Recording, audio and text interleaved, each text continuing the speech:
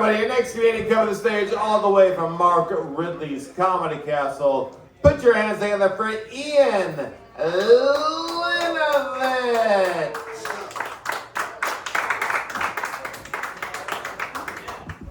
My wife loves the way that Paul says my name. Yeah, you know, Floyd was just talking about people that died, like cool people that died. Literally, while I was sitting back there, I got through my feed.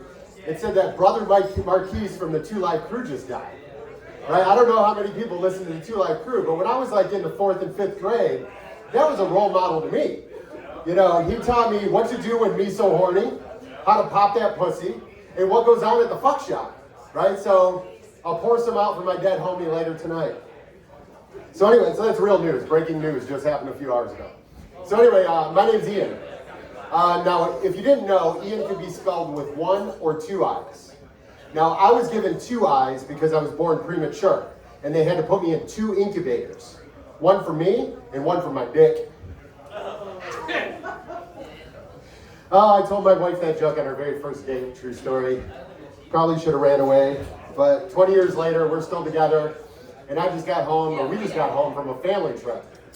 Now, with a family trip, everybody's entitled to their own point of view. Right? Like my wife, my kids, my pets are factored into the equation. Who doesn't get to have an opinion is me. Because when I do, I'm selfish. I didn't realize I'd be the only one excited to see the Blue Man Group.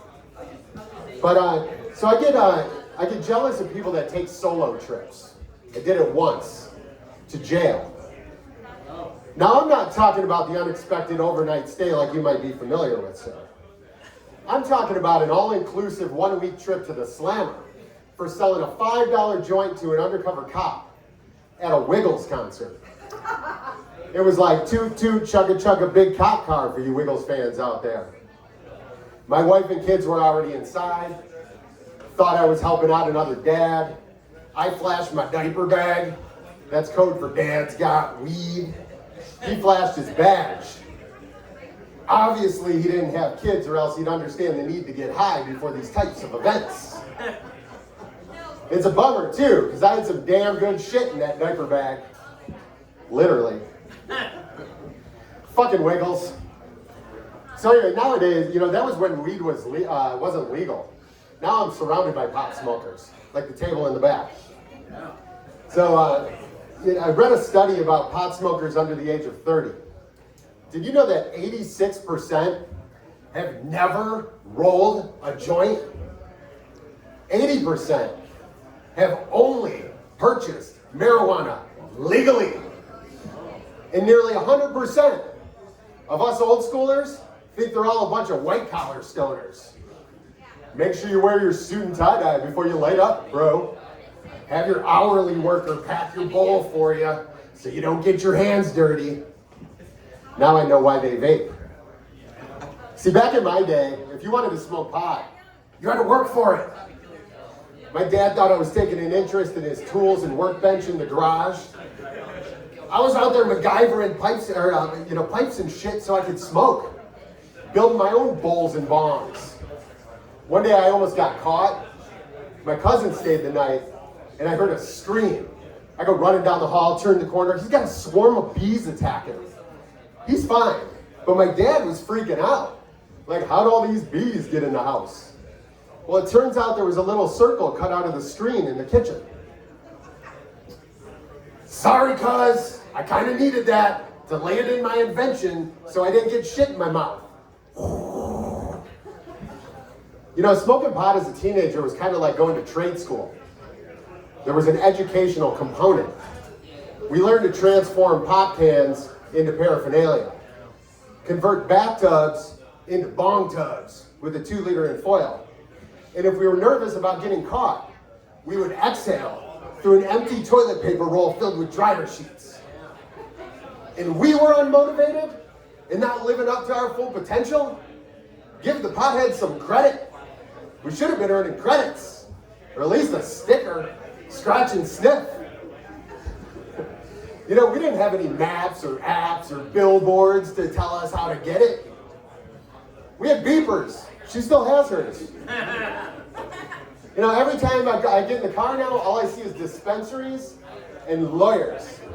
If the only information we had access to is what's on those billboards, we'd have everything we need to get blown out and bailed out. Sign me up. That sounds like a hell of a night. Okay? So anyway, I'm all for the legalization of marijuana. But what I don't understand is why they had to take the simplicity out of it. I used to ask if you had any. You said yes. I give you money. You give me a bag. That was it. No options.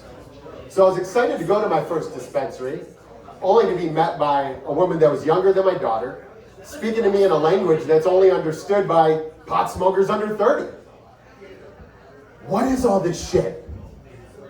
Pre-rolls, edibles, topicals, Lunchables, with Capri Sun for added cottonmouth protection.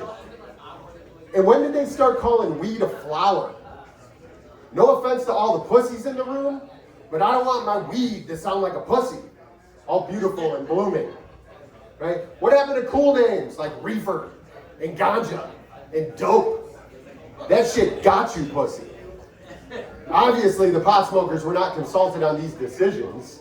I didn't see that on the ballot. Do you know how much play Dre and Snoop got for The Chronic? Would have been a whole different story if that album was called The Flower.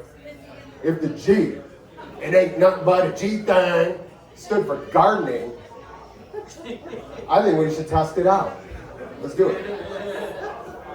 1, 2, 3 until the 4. Snoop Doggy Dogg and Dr. Dre is at the door, ready to make an entrance, so back on up, cause you know we about to dig shit up. All right, going good so far. Let's see where it goes from here.